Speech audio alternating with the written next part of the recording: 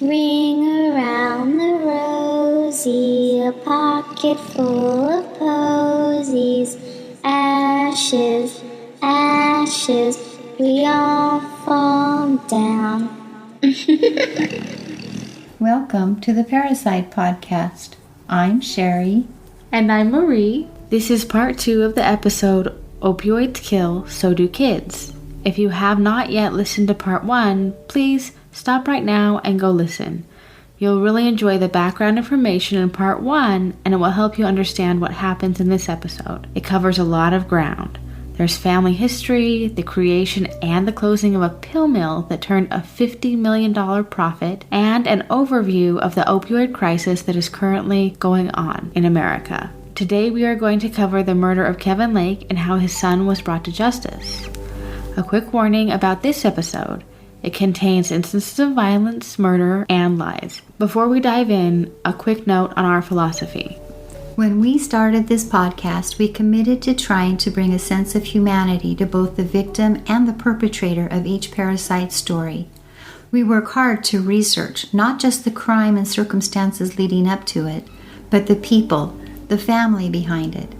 It is a rare person who is a silo, all good or all bad, and we work to portray those who appear in parricide stories in a holistic manner, showing both the good and the bad that we see written about them, making each of them uniquely human. This has been a difficult task when it came to the story of the Lake family. This family appears to be quite private, and Dr. Susan Lake appears to have become understandably even more private after the death of her husband and the incarceration of her son. Kevin Lake appears to have started out as a dedicated physician who was smart and, as one person put it, very kind to his early patients who resided in a nursing home. A deep dive into the past indicates that at one point he was quite athletic and enjoyed success playing both basketball and football in high school. Usually people who have amassed wealth, even through illegal activities, will give back to their communities and are publicly very actively engaged within the community. We could not find evidence of this with Kevin, but we did find pictures of a man who seemed to enjoy spending time with his son, whether it be at a family dinner or at a sporting event. And Bryce, at least when he was young, appeared to enjoy spending time with his dad too. An illicit affair, the bequeathing of the family fortune specifically to Bryce rather than to his wife, and honestly, body language viewed in photographs indicates some turbulence in the relationships at home. On the night of June 21st, 2017, Kevin was sleeping soundly in his home on Schleppe Road. This is no ordinary house. It's a custom-built red brick home with green shutters surrounded by 5 acres of wooded bliss. As you drive down the private gated drive, you notice the meticulous care that has been put into this property. The expanse of neatly trimmed grass is tidily fenced in. It kind of looks like it's ready for a spontaneous garden party. Off to the right, it boasts 2 state-of-the-art barns. The smaller barn is fitted with heated dog kennels. Inside the 5,700 square foot home, no expense was spared. The main floor boasts a ground staircase. We used to call them prom stairs. There was lots of family living space. There were custom Amish cabinets in the kitchen, hardwood floors throughout, and a screened-in porch. Now, we've looked at pictures of this house, though. It looks very much like a McMansion, but inside it feels really cold and impersonal, like an office. And then another thing we noticed is the kitchen has all these custom cabinets, but the closets all have wire shelves. It's very much for visitors to be impressed with. Right. I thought that was really weird. And the really odd thing is every room is decorated the same way. It's very much office decor. Every single room has the same wallpaper, the same trim, the same everything. Yeah, it's kind of a strange way to decorate a home. Right. I felt like it didn't have a lot of comfort or warmth. It would have been nice to see it maybe with furniture in it. Yeah, maybe it was personal furnishing that made it feel like a home, but the house itself was not designed for comfort, it doesn't seem like. Right, and we'll put a couple of those pictures up on our website at parricide.org so you can see them. The master bedroom is on the main floor and it looks out onto the lush backyard. There are 4 bedrooms, 2 baths, and 2 large bonus rooms located upstairs. That's where Bryce typically slept.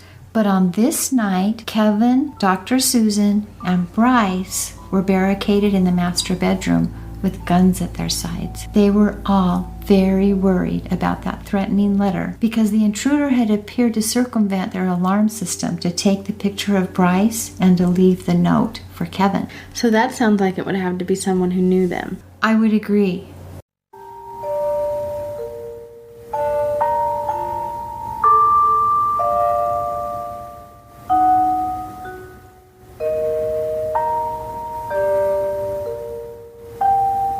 Kevin knew he was spending one of his last nights at home, but he didn't realize this was actually his very last night. You see, Bryce had been a very busy boy. While his dad was busy getting in trouble for running a pill mill, Bryce had been making plans of his own as he Googled information about bullets, gunshot decibels, rubber gloves, DNA, and how to disappear. Well, he did his research, didn't he? He's a smart boy, too. Now, what's happening with Mom? I find it really interesting that Dr. Susan disappeared from the clinic before it became a pill mill. Does she just have really good preservation instincts? I'm not sure. There's not a lot of information about Susan. It may be that she's just a very private person, or it may be that she had someone go through the internet and scrub her name of everything. But I can't find a lot of information about her. I'm supposing, well, I don't know why she left the high street clinic. Maybe she saw where things were going and she didn't want to be involved or implicated.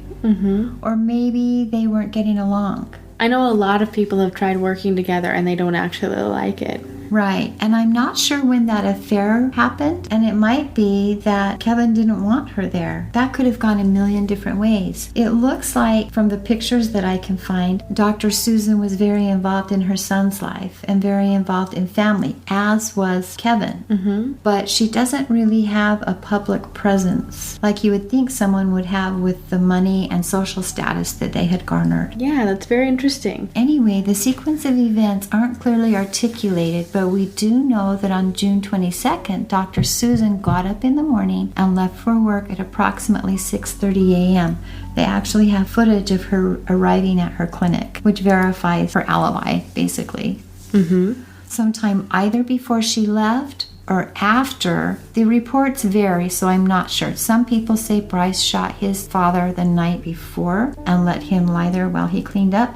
Some people say he shot his father after Susan left. Yeah, if he'd shot him the night before, how would Susan miss that? It's a big house. That's true. That's one of the drawbacks of a big house, I guess. I mean, if they're really not getting along, and if Susan actually wasn't staying in the master bedroom with them that night, she could have been anywhere in that house. That's true. So I'm not sure. So like I said, some reports said that Bryce shot his father the night before. And that might be why he was trying to find out how many decibels a 9mm gunshot would be. Oh, because he wanted to know if his mom could hear it from another room?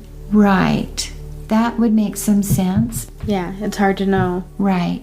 But whether she left before or after, I really don't know. We know that Bryce shot his dad 6 times in the head and back, but his dad didn't die right away. As Kevin was fading in and out of consciousness, Bryce was ignoring him, busy picking up bullet casings, but he did miss one that was found under the bed by the investigators, ditching the gun and other evidence, and staging the house to look like a home invasion. He'd learned a lot about planning over the last few years, and he was really confident that he'd pulled off the crime of the century today. The groundwork was already laid. But Bryce was a lot like his dad. He wasn't smarter than everyone else, and he was not going to get away with this crime. He told the 911 operator his mom had left the house to go to work at 6:30 a.m. And like we said, how did she miss what was going on at home? Who knows? Maybe it happened after she left. But at 7:13, he placed that 911 call that he'd been preparing for days. Okay, what's going on there? I heard gunshots downstairs and my dad's not responding. We had an intruder the other night.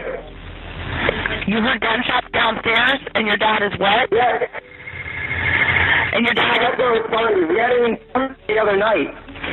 Okay, tell me what your dad again? My dad is not responding. He's downstairs and he's not responding. I didn't through that, and I don't want to go down. Stay on the line here with me. Where are you at? You're upstairs? Possibly. There's gunshots fired, and the dad is not responding downstairs. Yeah. Okay. We're on. He hung up after you said stay on the line. Okay. Or you get somebody there to him. Okay, we're on the way. I'm going to try to call back.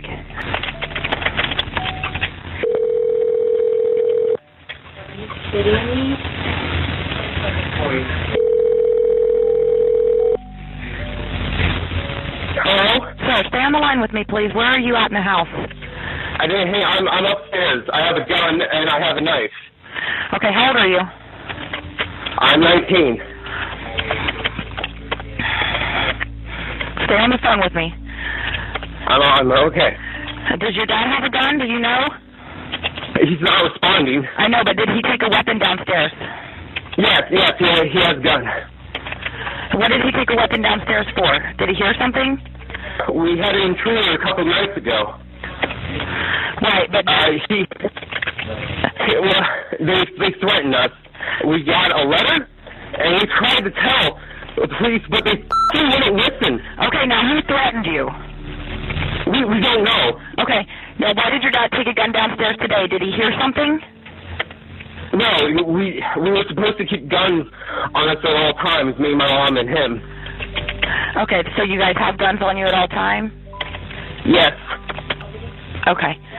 Is that close to New Albany? Sloppy Road. Yeah, stay on the line with me. Can you hear anything downstairs? No, I locked most of. I'm in the corner right now. Okay, are you in a bedroom, in the bathroom? It's two bedrooms and one bathroom all connected. A bedroom? Okay, and is it at the back of the house, front of the house?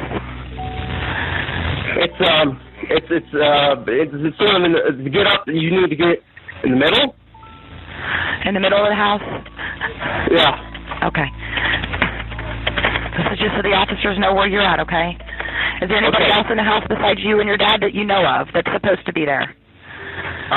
No, just my dad. You two are the only ones that live there? No, my mom went to work this morning. So no one else should be there right now?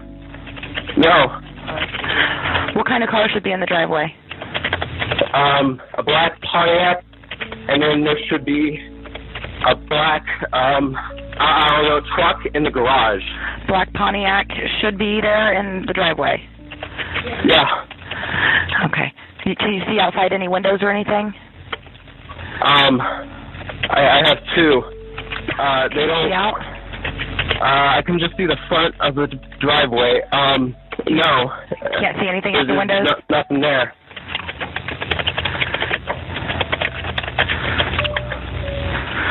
Okay. And you still don't hear anything? No. Do you have any pets there at all?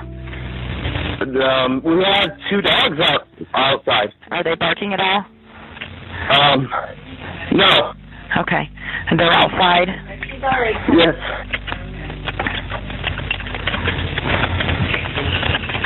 Who has? You. I didn't. Oh, you that was City transferring me to... Oh. Thank you. Okay. Let me know if you hear anything, okay, or see anything out the windows. Okay. Okay, I need you to stay on the line with me, and I need to make sure that when the officers get there that you put the gun away and you do not have any guns or knives in your hands so they don't think that you should be the intruder, okay? Okay. Okay, and you've hollered out for your dad and he's not answering? I called out several times, no. Okay.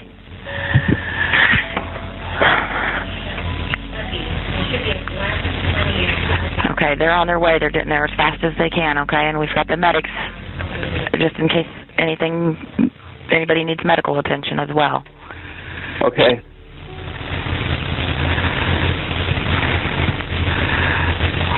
Did you hear anything before your dad went downstairs? I sleep upstairs. So you were sleeping when you heard that, or you were up?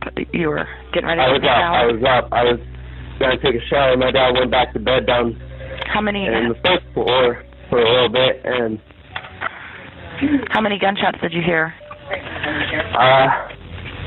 It went like pop, pop, pop, pop. I think 4. Okay.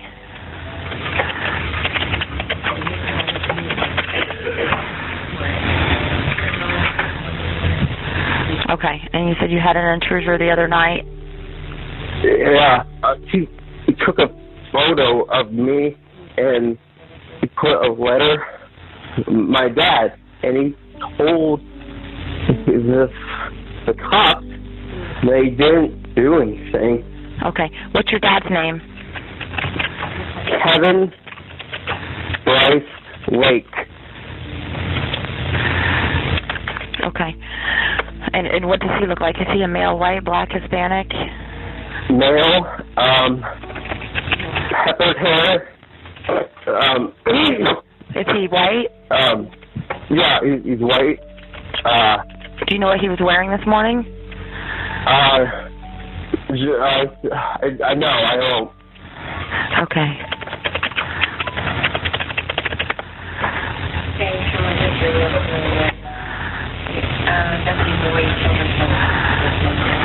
Okay, do you hear anything now? No, it's quiet. It's quiet? Okay. Yep. And you're still upstairs locked in the bedroom? Yes. Okay. What time does your mom leave? She left, I think, 20 minutes ago, maybe. Okay.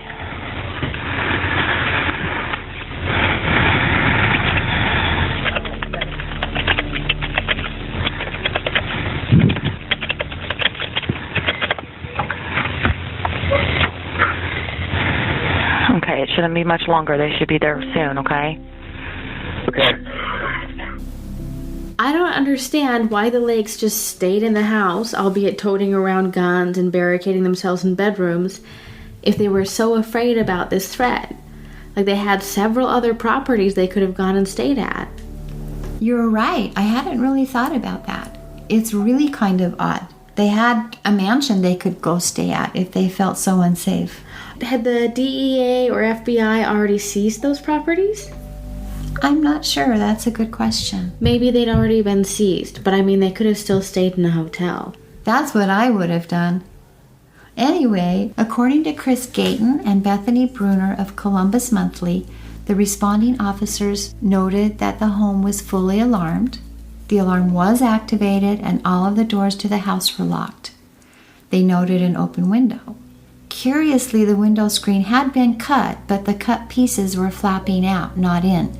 It was as if the screen had been cut from the inside. That is such a common mistake. Rookie mistake. They found Kevin in the master bedroom, in his bed, with gunshot wounds, and strangely a loaded gun at his side, but it hadn't been fired, and he wasn't dead. Oh. He'd somehow survived that shooting, so the policemen quickly began first aid procedures as they waited for an ambulance to arrive. The paramedics appeared very soon and rushed Kevin off to the local hospital. During his ride to the hospital, the paramedics asked Kevin who had shot him. Kevin was alert and he tried to speak, but what came out was unintelligible. It sounded kind of like no one or Noah. Maybe Jonah? Right, but they really weren't sure. Kevin Lake died the next evening, surrounded by family, without ever naming his killer.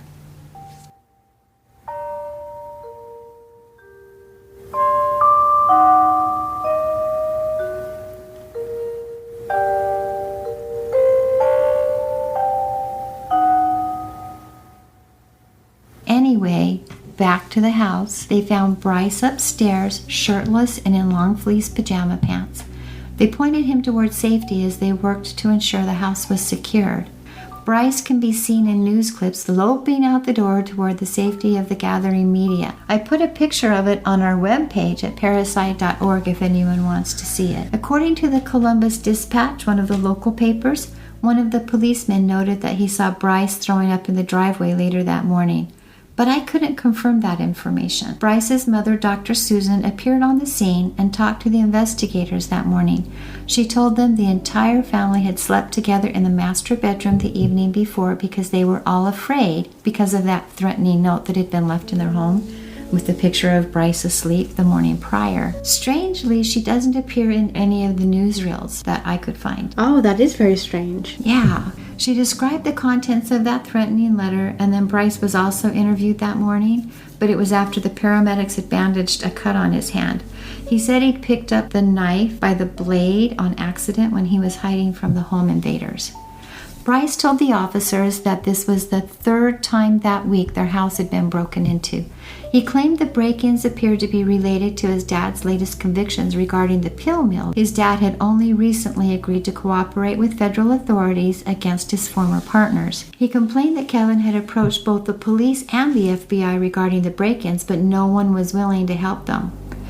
And he explained that both of his parents and he were carrying guns at all times because of these threats. After the interviews, Bryce and his mother were quickly whisked away by the family attorneys. Bryce would refuse to cooperate with the police from that time forward, and Dr. Susan would also ghost this case. Instead of pushing the police to find the murderer of her husband, there was complete silence. And when the main investigator went to Dr. Susan's house a year later to provide her with a courtesy update, he got a call the very next day from her attorney threatening a lawsuit for harassing her. That's a strange reaction from a widow. Right, but that was okay because the investigators had what they needed for the most part, and they started moving the case forward right from day one. So what did they do to move the case forward? Well, Bethany Bruner of the Columbus Dispatch reports that while Kevin lay in the hospital dying, the investigators started doing their jobs, and what they found didn't look good for Bryce.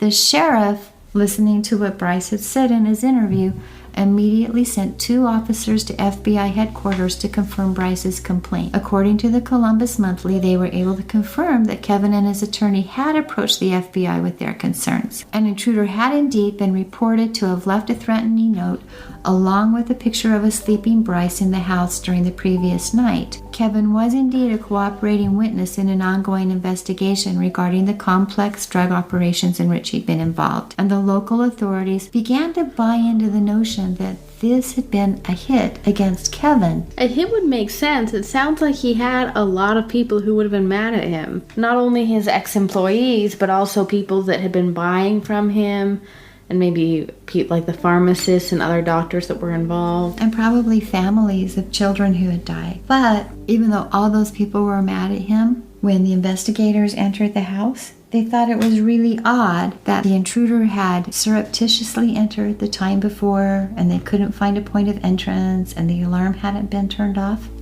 Mm-hmm. And this time there's a cut screen where the intruder would have had to have a chair to crawl in the window through the screen. That doesn't seem like the most convenient way to enter. Especially if you've been in the house before. Mm-hmm. They also noted that there were no complaints other than the visit to the FBI headquarters about intruders getting into the home. But their first big break came 5 days after the shooting, on June 28, 2017, when the detectives noticed that the trash had been set out early for pickup. They took that back to the station and dug through it and discovered a piece of paper that had a cutout in the middle, and the shape and size of the hole suggested it had been that selfie of Bryce feigning sleep. Oh, it was a selfie. Right. They matched the outline of the ink on the cut paper to that of the photo to confirm, and it was an exact match. Upon further inspection of the selfie, it was clear that based on the angle of the photo and the positioning of Bryce, that he had taken that picture. Oh, okay, so he had staged the break-in and the threatening note. Right. And that explains the sincerely your friend. Mm-hmm. That's a strange thing for a threatener to say. Right. A threatener. That's a strange thing for a mysterious stalker to say. Exactly. Anyway, that made them decide to really scrutinize Bryce's 12-minute phone call to 911. They compared it to his actions at the scene of the murder. The frantic young man who was shouting at the 911 dispatcher was replaced by a calm, cool, collected kid at the scene. He appeared to be unshakable. Well, at least until the detectives asked to test his hands for gunshot residue. That would be hard to explain at 7 in the morning. Right. The investigator states Bryce went totally blank and turned white when they made this request. He was clearly shaken, and he started arguing that they didn't need to test his hands because he hadn't shot a gun in a very long time. But he eventually allowed them to swab his hands. The gunshot residue test came back positive on July 17th. Okay, that sounds like pretty strong evidence. Right. So that cut screen we were talking about? Mm-hmm. The evidence did indicate that the screen had been cut from the inside, not from the outside, and it showed that it had been cut by a serrated knife, just like what Bryce had upstairs in that room where he was hiding. Oh.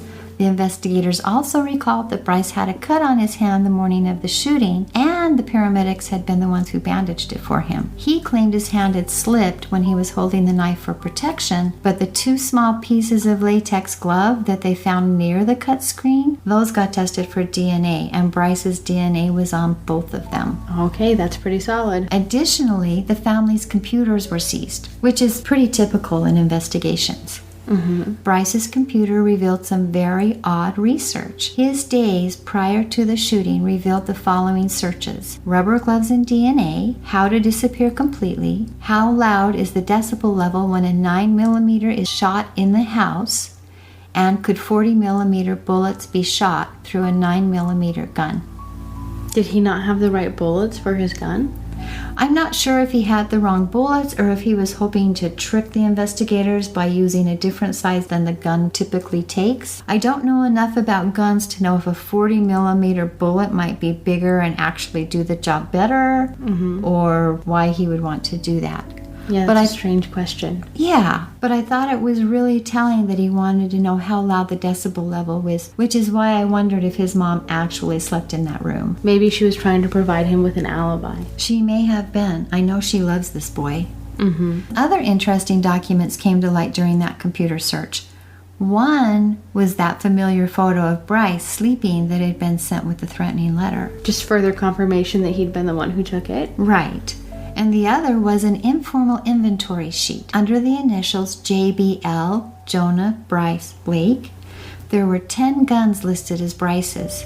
Kevin had given them to him over the years. But Lord, why does this boy have 10 guns? I have no idea. I know that he liked to shoot with his dad, go hunting with his dad. Oh. But 10 guns seems excessive. Yeah, I'm not a hunter, but I don't know why you would need 10 different guns. I guess because you need to spend $50 million? Maybe.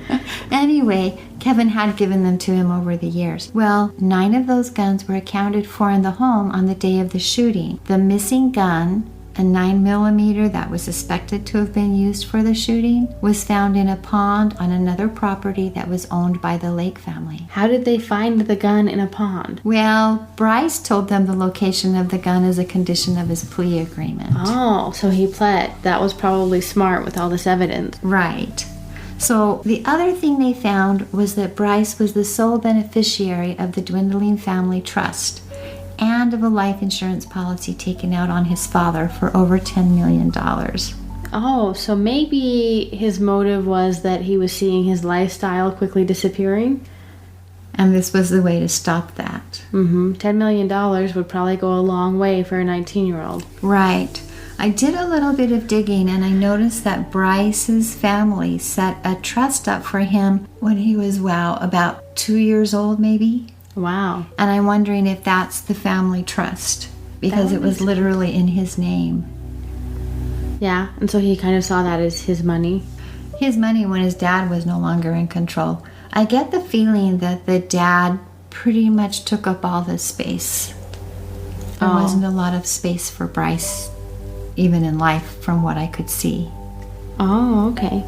But after gathering and considering all of their evidence, the investigators concluded that Bryce's initial plan was to shoot his father when he appeared at the cell phone tower at 3 a.m., leaving nameless, faceless bad guys responsible for the shooting of Kevin Lake.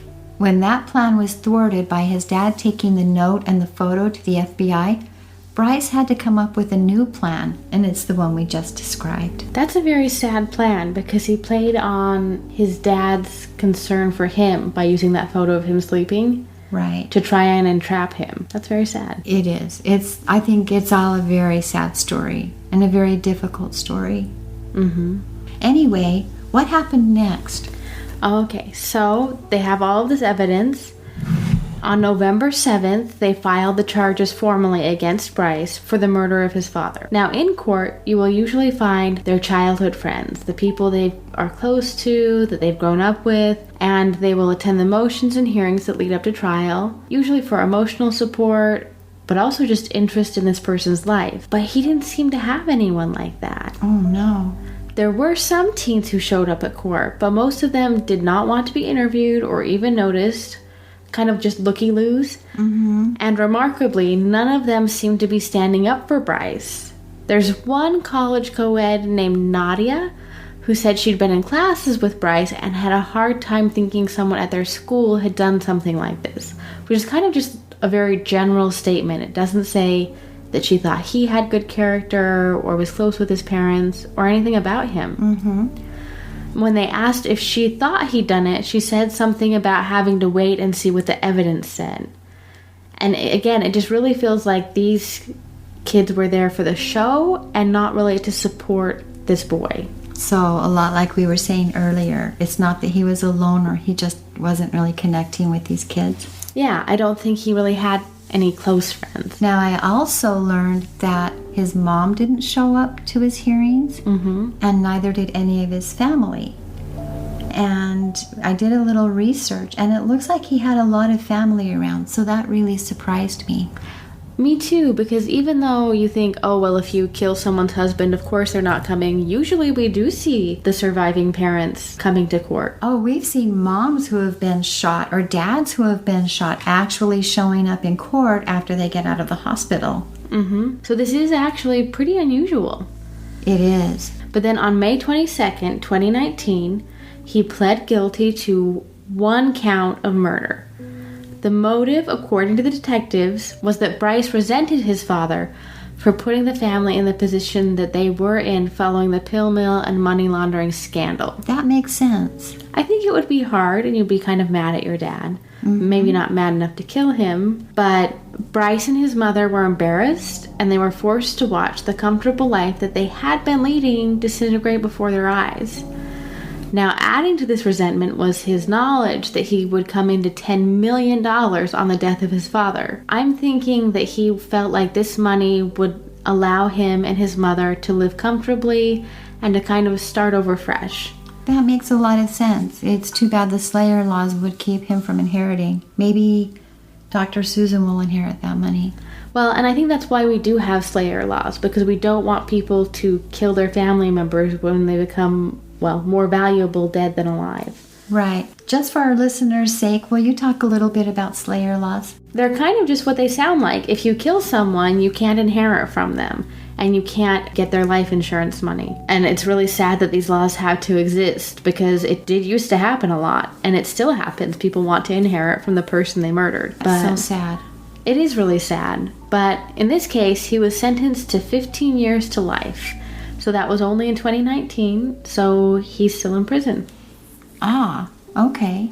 So it's kind of a sad story. And that's the end of it. Yeah, that's what he's doing for now. And his mom, I hear, has a nice place for herself to live. There's room for Bryce when and if he ever gets out of prison. She's still working and living in Ohio. I hope she's having a nice, quiet life. I do too. Okay, so I know we talked a lot about opioids. We just wanted to say if you or someone you love, or even just someone you like even a little, is struggling with opioid substance use disorder, there is help available. From anywhere in the U.S., you can call the Substance Abuse and Mental Health Services Administration at 1-800-662-4357 to get referrals to find treatment, support groups, and general resources. And you can call for yourself or for anyone else. They have English-speaking and Spanish-speaking representatives available. And we really encourage you to reach out, because this can be a very hard thing to live with, but there is help available. That's good to know. Thanks for sharing that. Of course.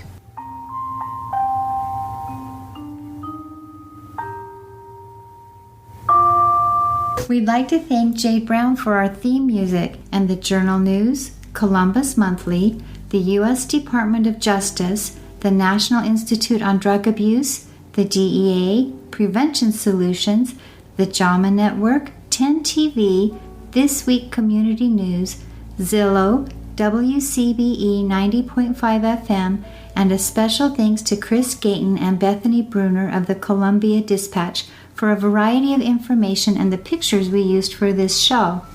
You can see the pictures at patricide.org.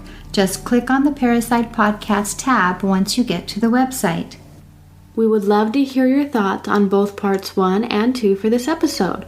Also, if you know of a parricide that you would like to see covered, please send us the name of the parricide offender and we'll look it up. Also, if you have any questions about parricide or parricide offenders specifically, drop us a note and we'll do our best to answer it for you on the next show. You can reach us on Instagram at Parricide Podcast, Facebook, Parricide Podcast, or simply by writing to us at parricidepodcast@parricide.org. And if you like our podcast, please subscribe to Parricide Podcast and share it with your friends. Oh, I'm going to CrimeCon in June. If you're going too, drop me a line and we can meet up. See you next Tuesday. Goodbye. Bye. Ashes, ashes, we all fall down.